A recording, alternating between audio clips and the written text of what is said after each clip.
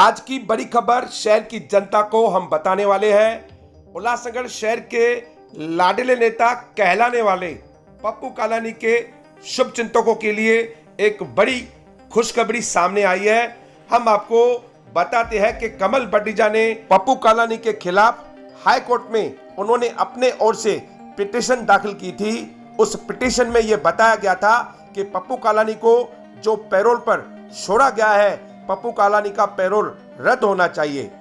मगर आज पप्पू कालानी के शुभ चिंतकों के लिए एक खुशखबरी, उसमें आज उच्च न्यायालय ने जो कमल बटीजा की जो पिटीशन दाखिल हुई थी, उस पिटीशन को डिसमिस किया गया, मतलब कि उन्हें एक्सेप्ट नहीं किया गया। ये उल्लासनगर शहर में जो पप्पू कालानी के शुभ चिंतक है उनके लिए बड़ी खुशखबरी है। उसके बाद हम आपको आज एक ऐसे व्यक्ति से मिलाएंगे जो भारतीय जनता पार्टी का नगर सेवक है, जिनका नाम प्रदीप रामचंदानी है। वह भी पप्पू कालानी के शुभ चिंतक है। हमने उनसे पूछा कि जब उल्लासनगर शहर में जितेंद्र अवार्ड आए हुए थे, तब उन्होंने ये कहा कि पप्पू कालानी को राष्ट्रवादी पार्टी ने जेल से रिहा करवाया है।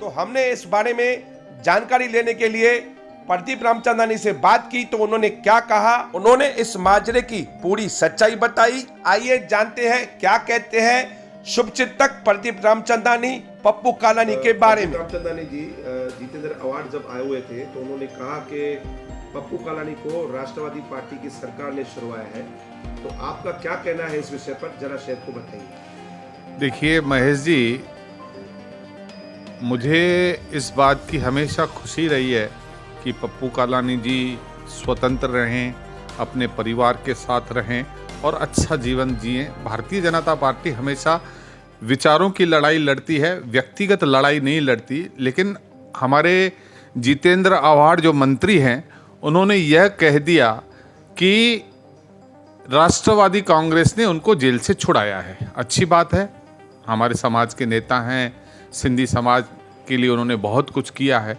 लेकिन जितेंद्र अवार्ड साहब, मुझे आप इस प्रश्न का उत्तर दीजिए कि पप्पू कालानी को जेल में डाला किसने था। जब पहली बार 11 नवंबर 1992 में पप्पू कालानी को जेल में डाला गया, तब सुधाकर राव नाइक कांग्रेस के मुख्यमंत्री थे और पप्पू कालानी कांग्रेस के आमदार थे, तो आपने उनको जेल में डाला। उसके बाद 2002 में हमारे समाज के वोटों की फसल काटने के लिए आपने उनको जेल से रिहा किया, और जब जेल से रिहा हुए, बहुत सारे लोगों ने भावनात्मक रूप से उनको पूर्ण रूप से राष्ट्रवादी कांग्रेस को सत्ता दी। अब 2013 में, दिसंबर 2013 में उनको कल्याण सत्र न्यायालय ने आजीवन कारावास की सजा दी और उनको जेल हुई। कुछ ही दिनों के बाद माननीय उच्च न्यायालय ने उनको जमानत दे दी। शहर में खुशी की लहर हुई कि चलो ठीक है, जमानत मिली है और वह उल्लासनगर में रह सकेंगे। लेकिन तब के गृह मंत्री, राष्ट्रवादी कांग्रेस के गृह मंत्री आर पाटिल ने विट्ठलवाड़ी पुलिस चौकी के पुलिस के साथ स्पेशल फ्लाइट में दिल्ली में भेजे और उनकी जमानत का विरोध किया, और उसके बाद पप्पू कालानी सतत 8 साल तक जेल में रहे। अरे क्या बात करते हो आप, यह बताइए, जेल में डालने वाले आप, और आज आप दावा कर रहे हो जेल से निकाला है।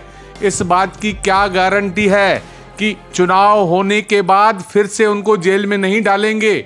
आप सार्वजनिक रूप से कहें कि पप्पू कालानी जी की सजा पूरी तरह से माफ हो गई और आगे उनको कभी जेल में नहीं डाला जाएगा, तो लोगों में लगेगा कि जो उल्लासनगर का नेता है उसके प्रति लोगों में कुछ विश्वास आएगा।